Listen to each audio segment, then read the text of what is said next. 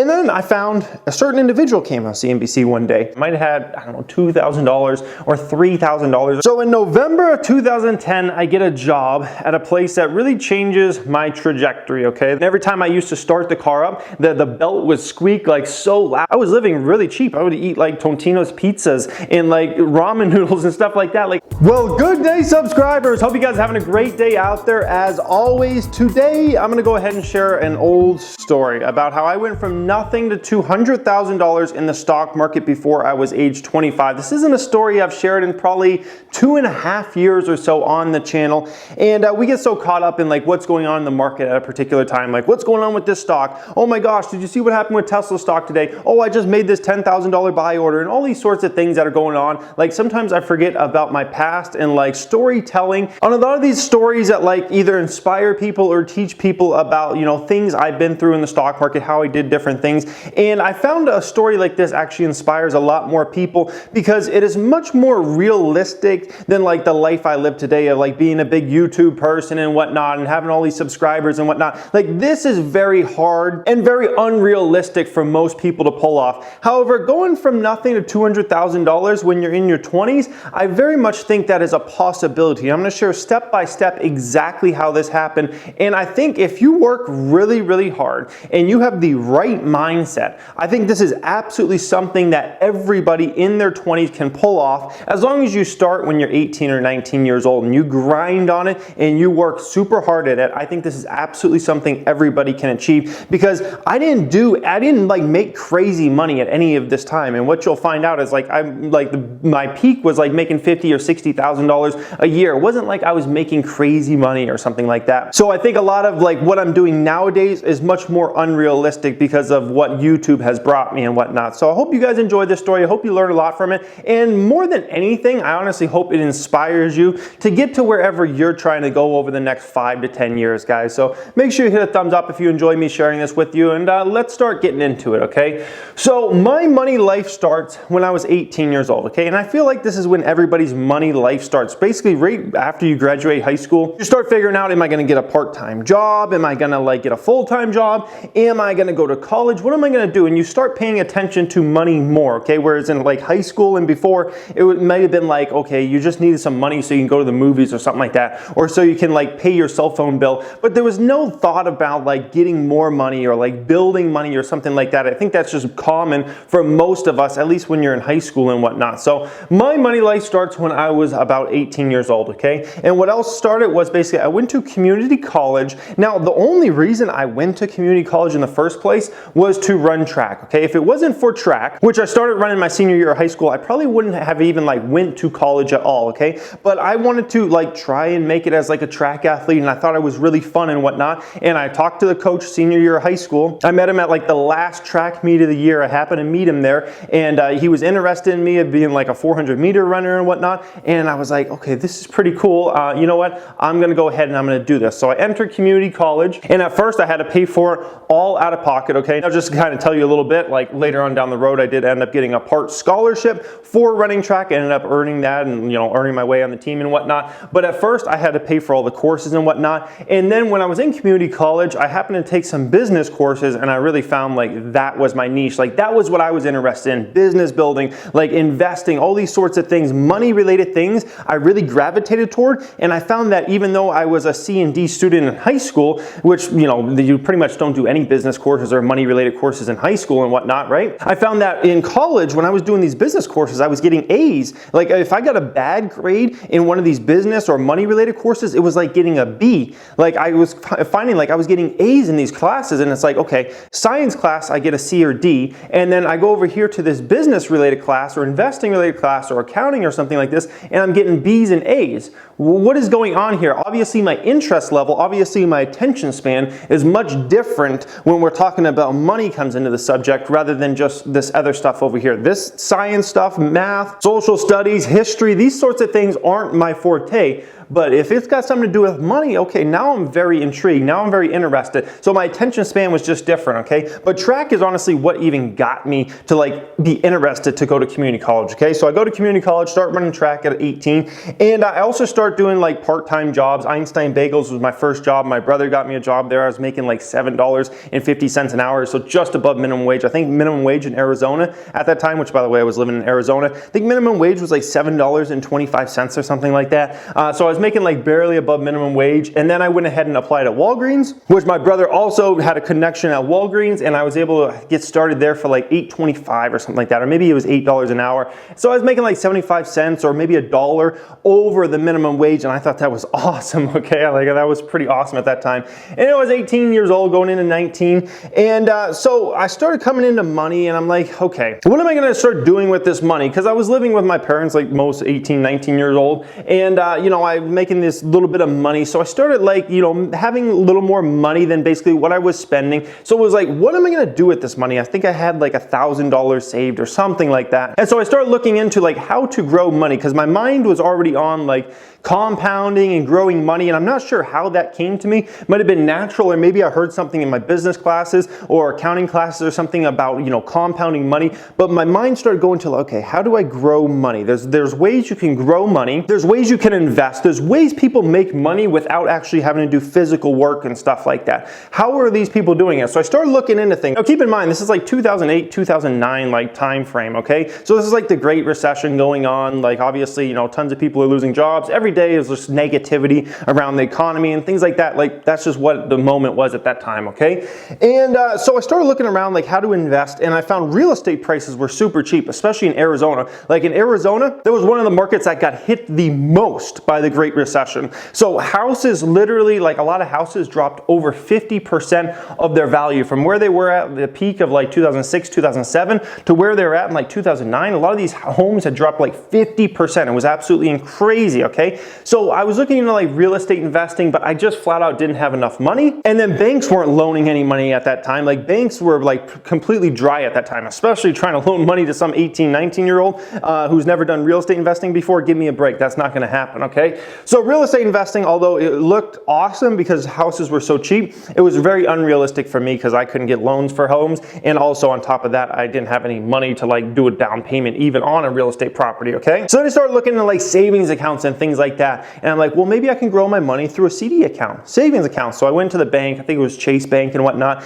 and I looked at like their CD account rates and their savings accounts rates, and they were an absolute joke. The CDs, you had to lock up money for a certain amount of time, and you hardly even got a percent or 1.5% on your money. And then savings accounts were literally pretty much like you might as well just have your money in a checking account. Like you pretty much almost didn't get anything on a savings account at those particular times. Like the banks were just giving absolutely nothing on savings accounts. Like you, even today, it's what, 2019? And banks hardly give anything on savings accounts. Back then, it was like 10 times worse, okay? If you could find a 0.5% savings account, 0.5% a year, like that was great in 2008, 2009, okay? It's just the way it was, okay? So real estate was out, savings accounts were out, bonds, I kind of looked into that wasn't something that interests me. I came across stocks, and that kind of interests me because I was like, I'd always been fascinated by stocks, even as a young kid and whatnot, like seeing like the tickers go across, you know, and whatnot, and just seeing stock prices and these stocks moving up and down. It had always been something that intrigued me, and I looked at this and I'm like, you know what, $1,000 in the stock market, I could actually grow that. I could actually buy some shares in stocks. It's realistic. Let me start looking into the stock market, okay? And when you start looking into the stock market, it's really freaking confusing, okay? There's all these terms you don't know. There's all these different strategies. You're getting like a gauntlet of different strategies thrown at you, and this person looks at this thing, and this person looks at this thing, and this person values a stock this way, and this person looks at this technical chart, and they're using all these terms that you're like, what is this? Net income, earnings per share, beta, balance sheet, income statement, cash flow. What is all this stuff? You're just like, it's like learning a foreign language. Like learning the language of money, learning the language of stock market investing is literally like learning a foreign language. Like you're just completely lost. And so my first couple months of looking in the stock market, like I was making progress, but I was ultimately just a confused individual trying to buy stocks, okay? I was like, I don't know what to look for. This is so confusing. Until one day I was watching CNBC, and I was watching CNBC because I noticed that like I could pick up on more and more terms the more I watched like CNBC. Like, and by the way, I'll suggest like anybody that gets into the stock market, like, you know, watch financial channels, whether it be on YouTube or whether it be on TV or something, because the more you're just like hear these terms and whatnot, the faster you'll learn them and you'll start picking up on things and you're like, oh, that's what they mean when they talk about this thing, okay? So I was watching a lot of the CNBC channel trying to learn. I think I was watching Jim Cramer back then and people like that, okay? And ultimately I was still a little confused, okay? I was getting on the right track, but I was still confused. And then I found a certain individual came on CNBC one day, and it was this older guy. He was like in his 80s. He was this guy that was one of the richest guys in the entire world, and the way he spoke it just made so much sense. And he just exuded so much confidence, and he was like this aw shucks guy. He was so unbelievably rich, and it just made sense. And he had so much confidence, and everybody at that time on CNBC was coming on, and it was just negativity. This is a great recession, okay? And so everybody coming on were just like talk about fear, and all discussions were led around fear, and like could things get worse, and all these sorts of things. This guy named Warren Buffett comes on, and he just exudes confidence. He's like, yeah, everything's going to be okay. We're going to come out of this. We're going to make a lot of money. That wasn't really the way he put it. Those aren't really his words, but like the gist of it was those were his type of things, okay? And the way he explained stocks and started talking about stocks, I was like, this is making sense, okay? And here's this guy, one of the richest people in all the world, and he's making this sound so much simpler than all these other individuals that have been on this channel that I've been watching for months and months.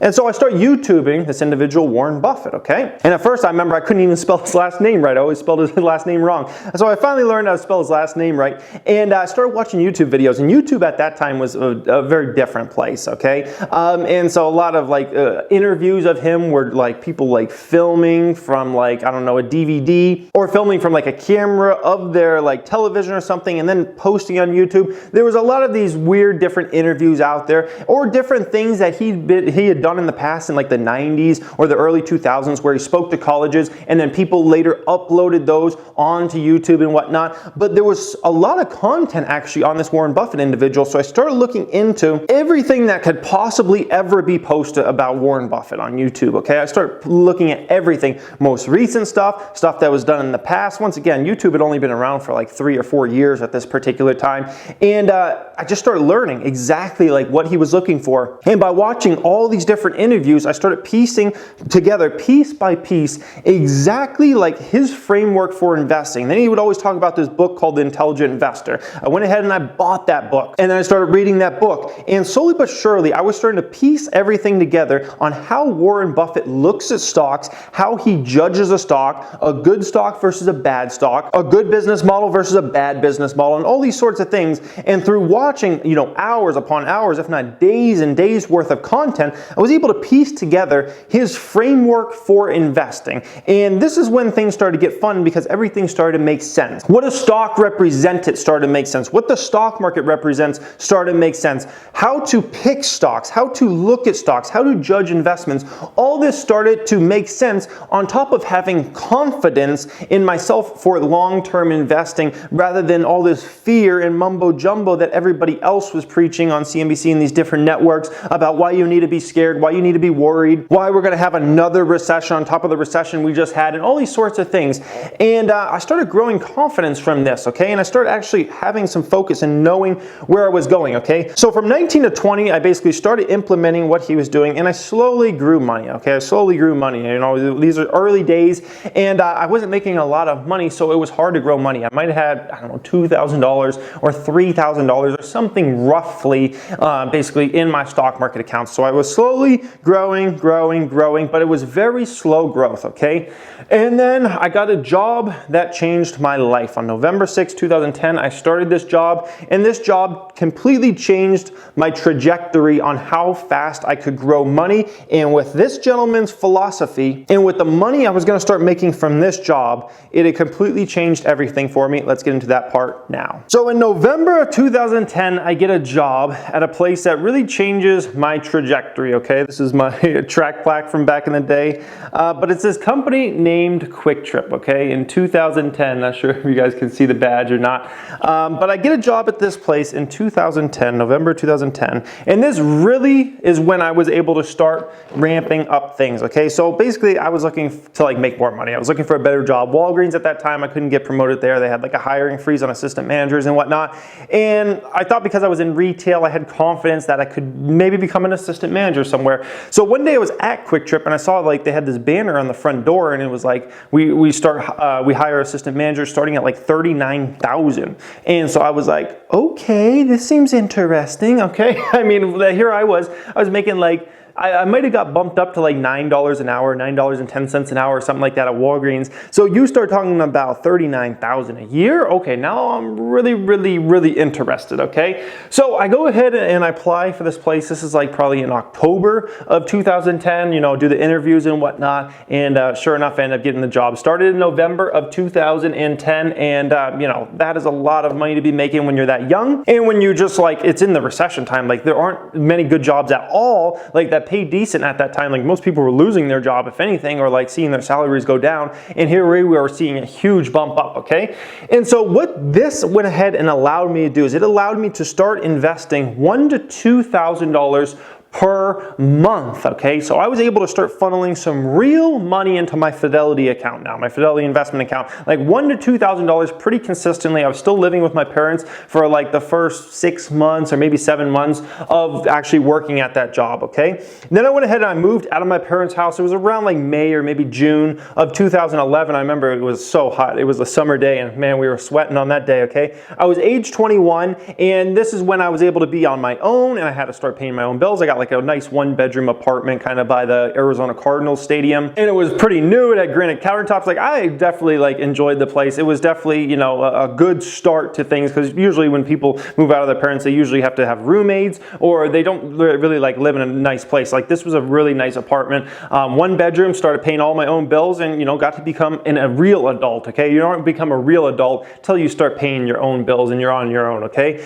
So that was definitely awesome, okay? So after 7 months at Quick Trip, I ended up basically getting moved to like one of the highest bonusing stores, literally pretty much on the west side of Arizona, if not, you know, in the whole state of Arizona, essentially, okay? And this bumped me up to making like $50K per year now because this store bonused so much money. And on top of that, I was getting like, I think at Quick Trip at that time, you got like a 6-month raise and then like a 1-year raise. And so I ended up starting to make like $50K a year at Quick Trip because I was at this high bonusing store, okay? So now I was able to start funneling $1,500 to like all the way up to like $2,500 per month, depending on how much the bonus check was and whatnot, into my Fidelity Investments account, okay? So now we're starting to really build this account because we're starting to get some stock gains. We know what we're starting to look for in stocks as investments and whatnot. We're starting to get gains and then we're putting a lot of money into the account at that particular time because keep in mind, when I started at Quick Trip, like maybe we had $2,000 or $3,000 or maybe $4,000 total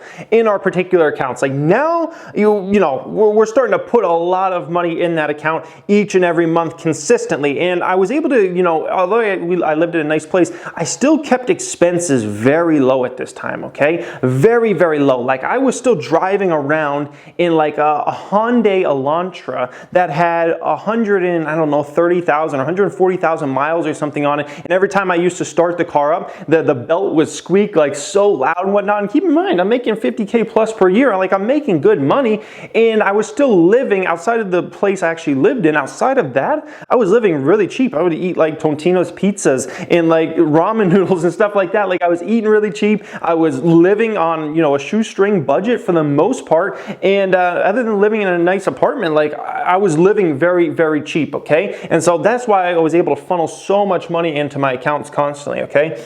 Then in late 2011 / like early 2012, my girlfriend moved in, who by the way ended up becoming my wife nowadays, and she started paying some of the bills. She took some of the bills, and I was basically able to, at that point, to start putting at least $2,000 per month into the stock market almost every single month. Because we were still living in a 1-bedroom apartment, I was still keeping expenses very low, and I was making good money. So pretty much every single month, I was putting like a minimum of $2,000 into my account. And with that money, we were going ahead and starting to get the gains really rolling. Some of the stocks I remember at that time that we were making really big gains on around that 2012, 2013 like time horizon was Trinity Industries, Cabela's, Monster Beverage, which at that time used to be called Hansen's Natural Beverage. They didn't change their name to like Monster Energy Corporation until I think it was like 2014 or 2015 or something like that, but it used to be called Hansen's Natural Natural Beverage Corporation was monster. And you know, there was other stocks on top of that, but those were some of the stocks that I really remember like getting huge gains. And those were the initial really big confidence builders. Like I had some small gains before that, and I was making dividend money, and I had, you know, some stocks I made like 5% on, 8% on, 12% on, but I didn't really have any of those really like grand slam stocks where you get a 30% gain, a 50% gain, an 80% gain. Like start making huge money, start seeing your money like double up and whatnot. Those were my first stocks that really told me, hey man, all this work you're putting in, all this research work and whatnot, it is worth it, because you can make a lot of flipping money from the stock market, okay? And you can really see your money grow if you make the right investments, okay? So we really start getting the gains rolling. We're still putting in a good amount of money every single month. We moved out to Charlotte, North Carolina. I wanted to help the company expand out there. It was a new market at the time for the company I was working at, QuikTrip. I saw this as an opportunity to learn more about business, how a business expands in another place, and I also looked at it as I could get promoted faster up the ranks. At that time, my goal was kind of like to become a store manager, and maybe, you know, after a store manager, a training manager that's, you know, trains new store managers, and then maybe after that a supervisor that basically looks over 14 to 16 stores and things like that. So that was kind of my goals at that particular time. So we move out to Charlotte, North Carolina, and that puts us in the best position possible to do those sorts of things, okay? Meanwhile, I'm reinvesting all the stock gains I get, all the dividend gains I get. I think the only time I believe during this whole time that I actually took out money out of my accounts and like bought stuff with it, I think the only time I ever did that was when I moved out of my parents' house, because I had to get like, you know, the stuff you have to get when you move out of your parents' house, like a couch and like a bed and, you know, a dining table and all those sorts of things. I think that, if I recall, that was the only time I ever took money out of my stock market account to buy stuff. Other than that time, like all these stock gains I was getting, all the dividends I was getting, I was putting that money right back into stocks. I was compounding the money. I was building, and that's the whole focus. And by the way, today, okay, I'm going to turn 30 years old soon, okay? And it's still the same strategy today. All these years later, still the same strategy. I don't pull money out of my accounts to go buy stuff with it. I reinvest all my gains. I reinvest all my dividends. It's the same thing as it was way back then, okay? And so I was doing all that, and by the spring of about 2014, for the first time, we hit over $200,000 in our account, okay? That was the first time ever, and that was pretty freaking cool thing, okay? And that is literally exactly how I did it. You want to break it down? I researched exactly what to look for in stocks, figure that out so I could start actually building my money into building money, get a decent job. Like I said, at QuikTrip, the most I ever made was maybe like 60,000 or so when we were working out in Charlotte, North Carolina. Most of the time I worked at QuikTrip, I made like 50K a year. That's not killing it. That's having like a decent job, okay? There's no other way to put it. That's having a decent job. Keeping expenses low, putting as much money as possible into my Fidelity account, building that, getting gains, constantly reinvesting those gains year after year after year, and we get to $200,000. It's as simple as that. It's not a complicated game, okay? This is not a complicated game of like building money. It's not an impossible game. It is absolutely something that can be conquered, but keep in mind, a lot of work had to go into this. QuikTrip, it was a lot of work. It was a lot of stress managing stores and learning all that and whatnot. It's a lot of work to research companies, okay? Keep in mind, it wasn't like I was just throwing money at stocks hoping they go up. I was researching every single night. If I got done at QuikTrip, I was reading annual reports, I was listening to conference calls, I was doing all sorts of things, and I was working 46 to 48 and a half hours per week while I was working at QuikTrip, okay? So it's definitely a lot of work. If you want to get to do something like this where you got, you know, several $100,000 in your stock market account when you're in your 20s, you're going to need to start young, 18, 19, 20 years old, maybe 21 at the latest, and you're going to need to work your behind off, okay? Or you could just like, if you just kill it and you make a ton of money from something, then you can obviously get there pretty easy. But, you know, most people, it's unrealistic to make six figures in your 20s from the like 98% of people, okay? 98, 99% of people are not going to make six figures a year of income from a job or something like that, or from even like if they start a business. So being that that's unrealistic for most folks, the most realistic route is you get a decent job that pays 40 to 60K per year. You keep your expenses low. You put as much as possible into your brokerage account. You get gains on that because you do the full research on companies. You know what to look for. You reinvest that money. You build and build and build and build, and you can absolutely get a lot of money. And then when you have that type of money, if you have a couple $100,000 in your 20s, you're setting yourself up to maybe have $500,000 or maybe $1 million plus in your 30s, okay? And then things start getting real fun, all right? So anyways, hope you guys enjoyed this. As always, me kind of sharing this story with you. Make sure you smash the thumbs up button, and let me know what your goal is by the time you wrap up your 20s. If you're in your 20s, if you're older than this watching, let me know what your goals are over the next 5 to 10 years. I would love to hear from you guys in the comment section as always. And share this video with somebody that, you know, loves inspiring stories like this and whatnot. Thank you for watching and have a great day.